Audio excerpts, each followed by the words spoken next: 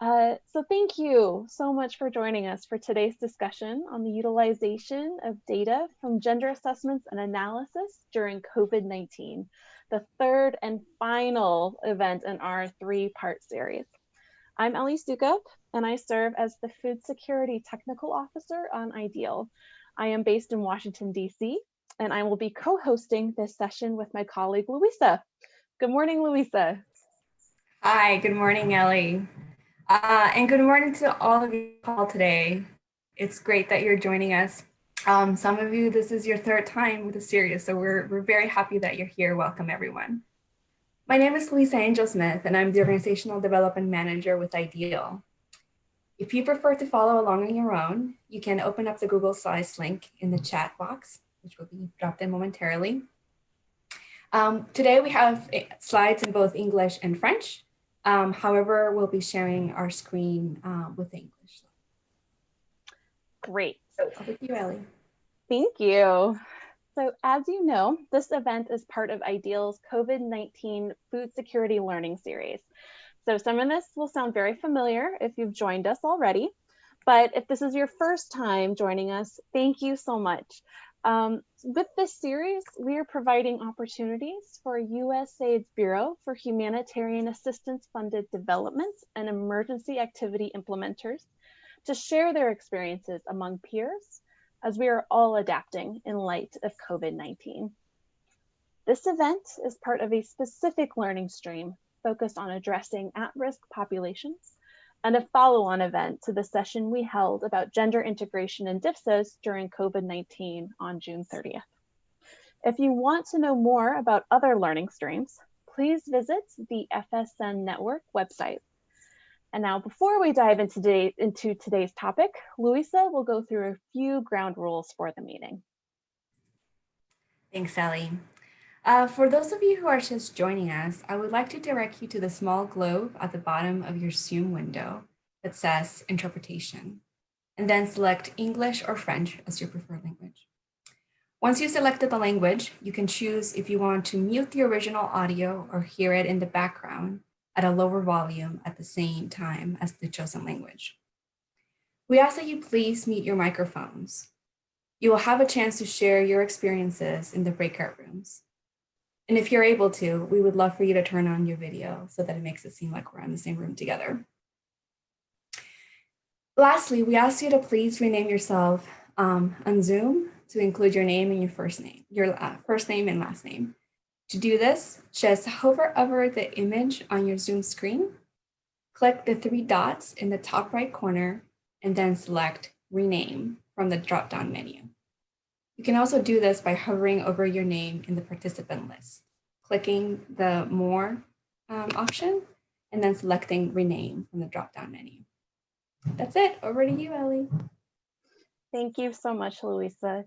I want to reiterate how important it is for you to rename yourself. This helps us identify who is who so that we can put people in the appropriate breakout room. But if you have any questions, you can please send a message through the chat box to anyone with IDEAL in their name. We will respond and we'll make sure that you get to the correct group. Now, so we have a very special host, and I'm going to turn it over to Amy Eibold. So over to you, Amy. Thank you, Ellie, and hi, everyone, and thank you for joining us. As Ellie mentioned, this is the third of three peer exchanges, and it's good to have you all back with us or joining for the first time. I'm Amy Eibold. I'm Mercy Corps Senior Advisor for Adolescent Girls and Youth, and I'm based in Portland, Oregon. So as Ellie mentioned, this is a three-part series, and we've been looking at how we can adapt gender analysis and assessments in response to the challenges that are presented by COVID-19.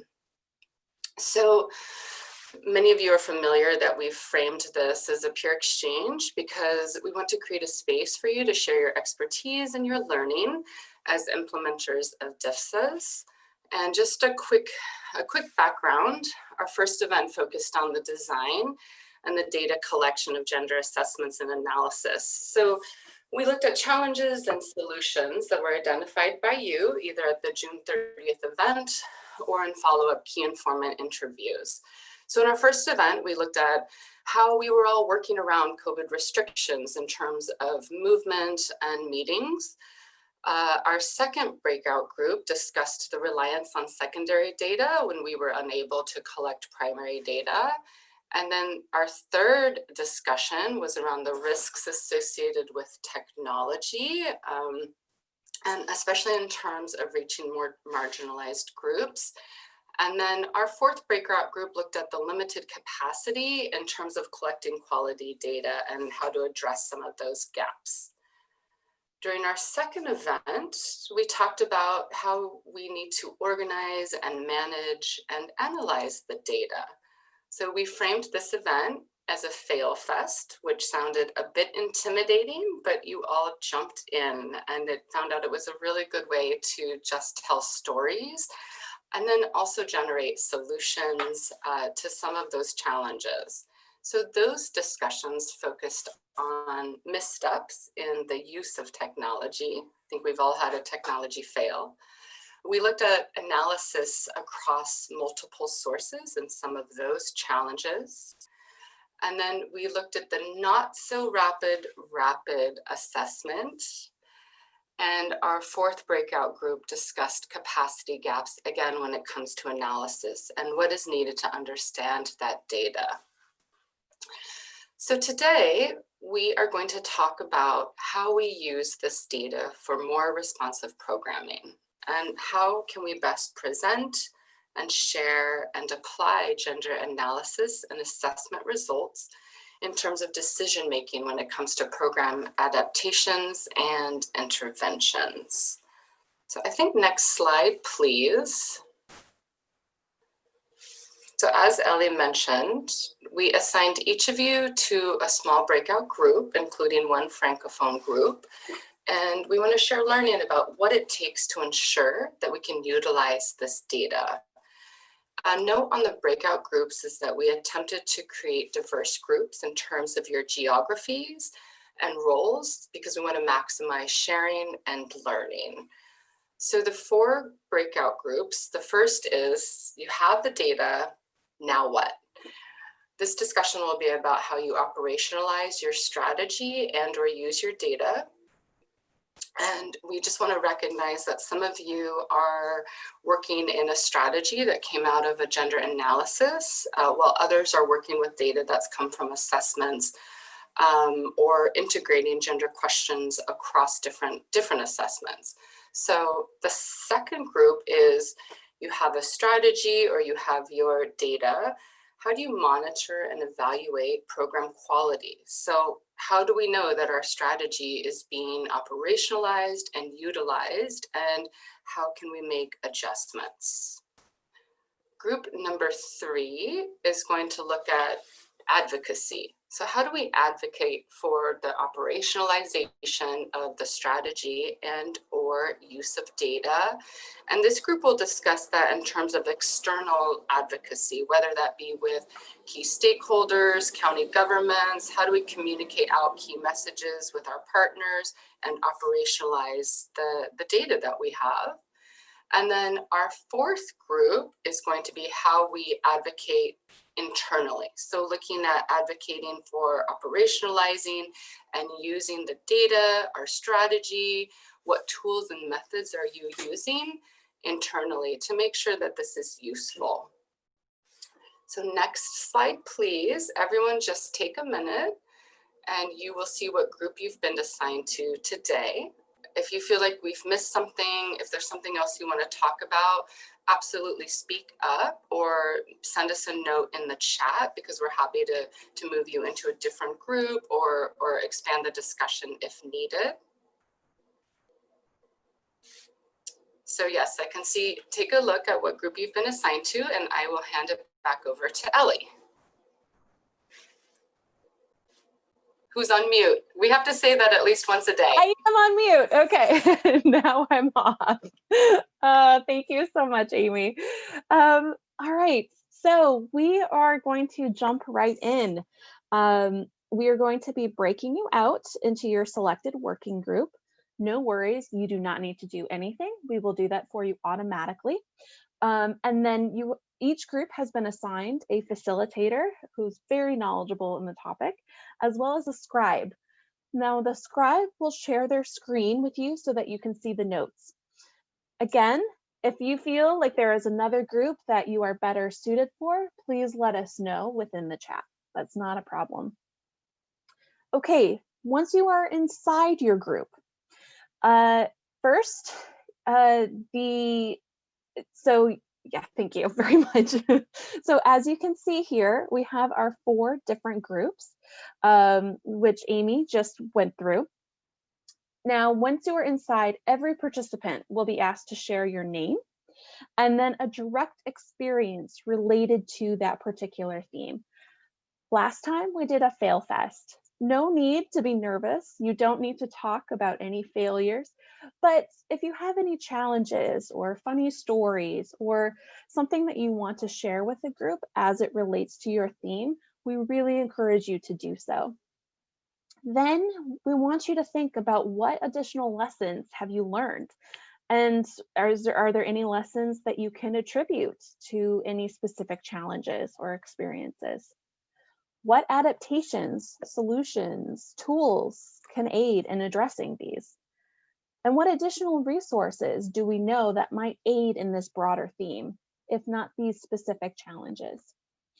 So as you're discussing this within your group, we're going to ask you to reflect on all of the adaptations and resources. And then the scribe will bold 1 to 3 specific topics or points that should be refined and included in a tip sheet in the future. And then at the very end, you will choose someone within your group to report out what you have prioritized within the group. Hopefully those instructions are clear. If you have any questions, our facilitators will be happy to answer them. But we really look forward to hearing from all of you, to hearing all of your stories and all of your potential solutions and advice that you have for one another. We look forward to hearing from you in 40 minutes when we're all back together as a group. Have a great time.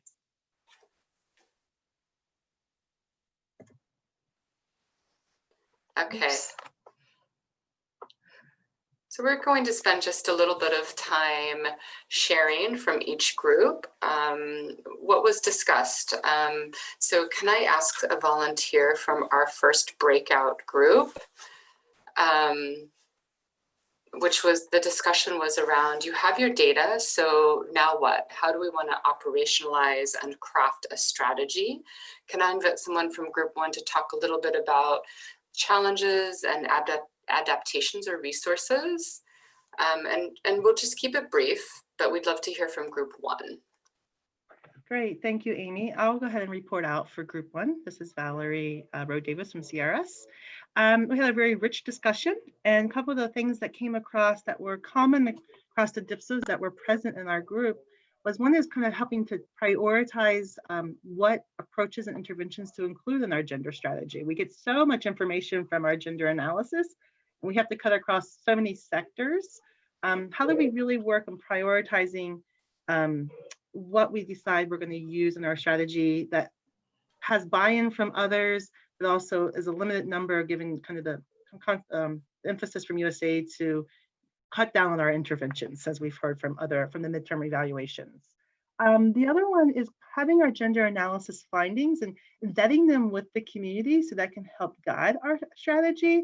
But one of the challenges we face with that is we might see something that has a major gender implication that the community doesn't recognize yet. So for example, early child marriage, where we had examples in northern Kenya around this. And so vetting them and trying to develop an intervention to address early child marriage when the community members are not seeing it as an issue. And kind of tying that back in with some of our gender analysis reports now needing to have a gender strategy built into that, having the time to allow for that conversation with the communities and awareness raising and development together will be challenging. And the third thing is kind of getting our own teams to buy in on the gender strategy. And so really engaging our team leads in the different sectors early on, either through the gender analysis components, part of the vetting process, but having that buy-in and engaging them in understanding the results and asking them to think about how they can adapt their approaches to incorporate the findings are three kind of the top things that we came out with. It was a great discussion. Thank you, Valerie. It sounds like it was. Thank you very much. Can I ask a volunteer from group 2 to share out? And that discussion was around monitoring and evaluation of program quality, and how we're seeing the strategy or the data show up. And so someone from group 2, can you share, please? Sure. Thanks, Amy. Hi, I'm Karen Fox. I'm with IDEAL, and I work in M&E and research with Tango International. And again, really great discussion, super examples that highlighted some key issues. You can see we filled our sheet here, so I'll just try to highlight a few of the key insights that emerged from the conversation. Starting in the third column, I'll start with the last one.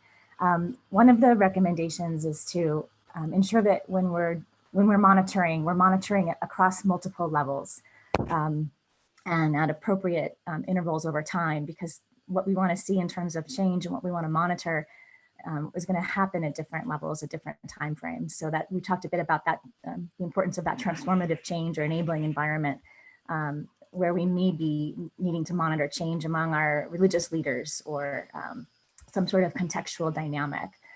As well as what's happening at the level, the targeting level, we really want to see it in households and individuals. Up above, another key point was as part of that monitoring, whether it's output monitoring, process monitoring, discrete studies to better understand what's happening underneath and what's driving change, is to just be very realistic. Again, change in norms and behaviors takes time.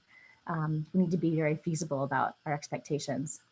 And what's practical. I think tying back to the point you just raised around if we want to see change, that also has to be something that the community recognizes as something that would be changed. And then linking those back to our actual theory of change, so that we're annually reviewing and revising and monitoring those assumptions and changing that. So back to column 2, we highlighted the importance of this intensifying and layering. And I kind of came back to this after the other two, because our findings from our monitoring are going to help inform our programming. So ensuring we have those feedback loops.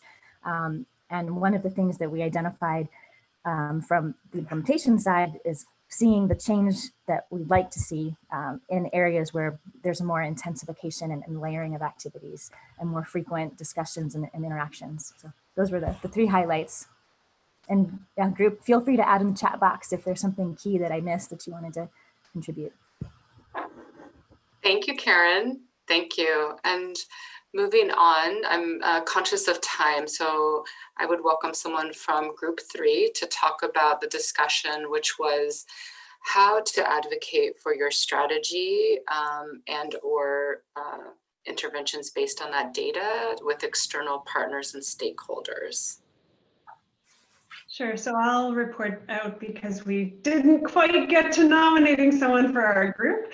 So we had a really rich and fruitful discussion in our group. And so I'll just summarize the key points that we saw as challenges were often a lack of political will from government, which kind of corresponded in the end to a lack of funding and resources. So sometimes, for example, the government would assign somebody or who was sort of more junior and didn't have the authority or the positioning to be able to actually action gender strategies. But that lack of funding and resources also applies more generally as well. There is a general lack of funding and resources for activities related to gender equality. And then also that kind of the other point we identified there was that partners and external stakeholders also come with their own internal priorities and interpretations of gender equality, and that may or may not correspond to what we've identified in our strategy. And there is a kind of constant turnover in both of our agencies, us and partners, and so to be able to keep that kind of synced up approach to have everybody on the same page about the gender equality strategy of the project was the first action point that we identified or potential adaptation that we could make to really make sure that there's a constant interaction between us and our external partners around what is our gender strategy, what is their gender strategy, where do these align, and where can we find synchronicities and ways to work together. The second one was to make sure that we're always providing technical notes and resources and other opportunities to be able to share and make sure that that's an ongoing process. And the last 2 points we had was that collaboration at different levels. So we had different people in our groups raised good positive experiences around communities of practice or platforms for exchange, which involved local CSOs, especially women CSOs, the government, donors, NGOs, a whole kind of range, maybe academics, a whole kind of range of people, which allowed for a really good exchange of viewpoints and information. And that really came up quite a few times in our group as a positive strategy. And the last one was to have a strategy for the strategy, meaning that not only are you developing the strategy, but also you need to develop a strategy to roll it out to your external partners. So to map all the actors where you think you can have influence or where you think you can have a shared experience or commonalities and be able to reach out to those. So I think those are the main points that came out of our group. The last maybe column, we talked about how to really hold the government accountable to developing a gender strategy and how we can work as agencies to be able to help the government to be able to develop their own strategy and resource it and really put the attention into it that it would need. So if other people in my group can feel free to add things in the chat if I've forgotten anything, and thank you again to the group for a really great discussion. Thank you, Laura. And I'm going to invite group 4 to share out. Just a quick reminder as we come back to the large group, the language preference may have to be reset. So go ahead and please check via the little globe at the bottom of the screen, your language preference. And I invite group 4 to share out in French if you would like. And that was a discussion on how to advocate for your strategy and or using that data internally and with our own team. So group 4, please. Beatrice, you're in the English channel, which is good because now I think the French group will report back in French. Great, thank you. Benjamin, tu peux présenter? Ouais. We had some connection problems. Vas-y. Ok, pour le groupe 4, donc nous avons essayé de montrer pour ceux qui concernent. I'm sorry, Benjamin needs to be in the French channel, I think, if he speaks in French. Okay. Benjamin needs to be in French. Yeah. Okay, I'll share for our group. So I'm just gonna, is it okay if I do this in English because my brain is getting a little tired? Of course. Of course. It's a lot quicker for me to do it this way. So we had a really great discussion. I think that what kind of came out of that discussion was, I think, the clear link between, even if you have a gender strategy programmatically, if like gender internally isn't addressed, then it doesn't work in that connection between the internal organizational and the programmatic. So the key recommendations were definitely enlisting the support of leadership. And in one case, they also talked about really enlisting the support of, I think it was like the National Ministry for Gender, and other government institutions that are involved in gender promotion. The other one was around resources. And so we could have a great strategy, but people often don't actually budget for gender. And so that was a key recommendation, is in order to advocate for it and push it forward, that we also need to advocate for budgeting and resources. And see, there's a budget, there was, and then the other piece of it was the training and sensitization of staff. So there were a few examples of like certifying staff on gender. And so those would be the people who would be responsible for making sure that gender is integrated in their specific sectors. There was also a lot of just, general gender awareness building among staff so they understand why it's important. And the other piece of it was, what was the other piece? I'm sorry, I'm blanking. Certification of staff, awareness around gender issues, And then another really key point around staff was the staffing piece, is working with staff to recognize that in order for us to do gender programmatically, we also need a staff that sort of represents that gender equity. And so pushing people to be more gender equitable in their recruitment. To sum it up very succinctly, those were the key points. Thank you, Maimuna. I really appreciate that. And so moving forward, it's where do we go from here? And so we are inviting you to join a working group. This is a minimal commitment, and it will just be from 3 to 5 hours in January. And this is going to look at how we together can co-create a learning resource with solutions that have been surfaced during this 3-part series. We would also like to map identified challenges that we've all talked about during these 3 events to existing resources. And a discussion, it's come up again and again that we have a lot of resources. There is so much information, and how do we make that more valuable? And so one idea that we've had is to look at the existing resources and then create cheat sheets, if you will. And so highlighting within those resources where you can find solutions, approaches, and tools that are very specific to the challenges that were surfaced during these 3 events. So quickly, I'm going to invite you to take a poll. It will show up on your screen.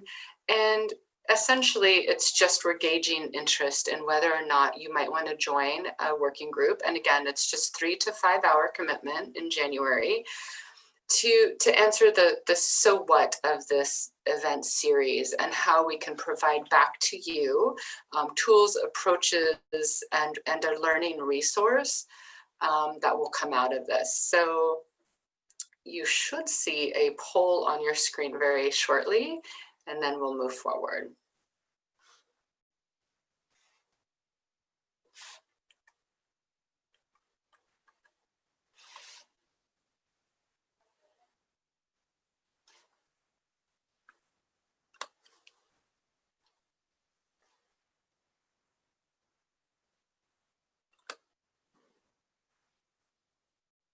Okay, and right now it looks like about 30% of you have voted. So we'll give it just one more minute. Thank you.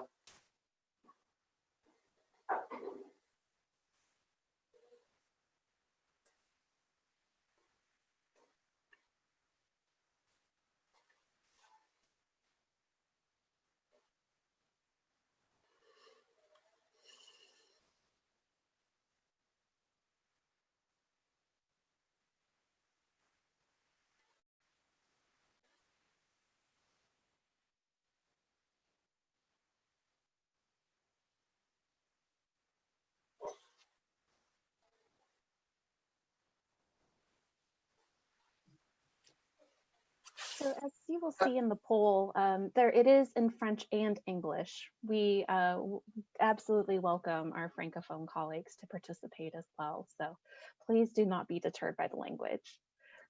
Thank you. Amy, back over to you. Yeah, it's the same question, just post in English and French. Thank you. And in the interest of time, I'm going to go ahead and move forward as we wrap up the poll. So a quick recap of our first event and our second event,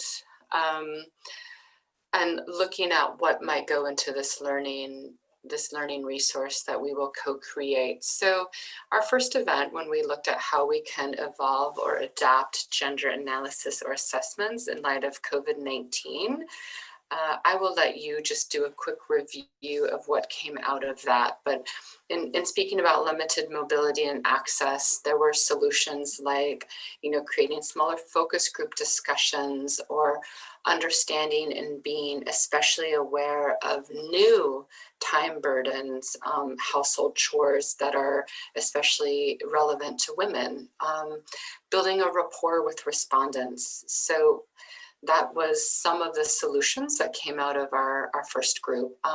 Looking at the reliance of secondary data, and some of those challenges. And again, I'm not going to read all of these out, but how do we use data from other geographies? And then how do we make sure that data we're looking at is very specific, because there is so much nuance across communities, making sure that data is up to date and that we're using what is the most relevant and appropriate data. Moving on event 1 and summarizing. So we had a third group that looked at technologies that might exclude marginalized populations. So just being aware, and some of the solutions were to appoint women at government offices to support the data collection, to make sure that women are comfortable. But again, not just looking at women, but other marginalized groups that are participants of our programs. We also did the low technology solution, is how can we follow COVID guidelines and just create smaller focus group discussions, and understanding that what does that entail? It's certainly more time, more resources, or a larger focus group discussion that's spaced, and do we use microphones? Those are just some of the solutions that came out. The fourth group, so what do we do when there's limited resources for quality data collection? And I'll just highlight one, which is, and we talked about it a little bit today, is advocacy is coming up again and again throughout the entire process of design, analysis, and then sharing out that strategy. But how do we ensure from the start that we have budget and that we have resources when it comes to data collection? So those are some of the highlights from event 1 that we will be in our working group looking to summarize, address, and or create what would be most useful for all of you. So event 2 was more about the data management and analysis and what that entails. So missteps in tech, that was a fun discussion. And again, it's like thinking critically about the access to technology, looking at the gaps and being realistic about what role technology can play. Because it's also important to recognize when technology is not appropriate. And just doesn't work, and working around those types of challenges. Our second group talked about analysis across different data sources. So bringing that all together, and the example was collecting, just a small piece of data that was integrated into a WASH assessment, or looking at an analysis that was done. And key is stay focused on the objective of the research, talk across teams, making sure that we're using the same language across different sectors and bringing it all together. And of course, again, when we talk about advocacy for time and resources, is that, upfront understanding that this will take more time in terms of analysis and communication, and having a focal point who is possibly working across all these different assessments that are happening. So we also looked at the not so rapid analysis. Some of the highlights from that discussion, again, accurate budgeting of time and resources, understanding how to use secondary data more effectively. Another idea that we talked about was ensuring that when we do a validation session, or we're looking at the actual doing the analysis, is that we're involving the larger team and key stakeholders across our team, so that they're understanding how the analysis was done, what this data means, and then that's going to support what we talked about today, which is really operationalizing and using that data. And then finally, capacity. So talking about collaboration, understanding your community, and then allowing, again, sufficient time and resources. So speaking of, we have compiled a list of resources that we will share with you. But again, this working group, we can look at creating a cheat sheet, if you will, and understanding where we can go in these resources to get what we need and map that to the challenges that we've talked about over these 3 sessions. So with that, I will hand it over to Ellie to close this session. Thank you. Thank you so much, Amy. So with that, the time has finally come for us to say goodbye. Thank you for sharing your stories, your challenges, as well as your successes. We hope that you learned something valuable, that you met someone new, and that you were able to reconnect with those that you already knew. I would like to also thank our amazing facilitators and scribes, and for all of you that provided your time through key informant interviews. You have all helped shape this workshop series, and we at Ideal are incredibly grateful. We look forward to connecting with you all again in the new year.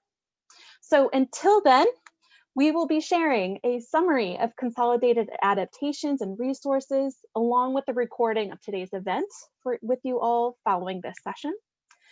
Remember, please sign up if you are interested in being part of the working group, because in early 2021, we will be sharing a final learning product with you all. And one last time, before you sign off, please click on the link to fill out the Ideal Evaluation Survey. Your feedback is extremely important to us. Now, because this is our last event of the 3-part series, and because I am very sentimental, I ask that all of you please turn on your video cameras, and if possible, wave goodbye. We want to take a picture. So thank you so much. We'll see you next year.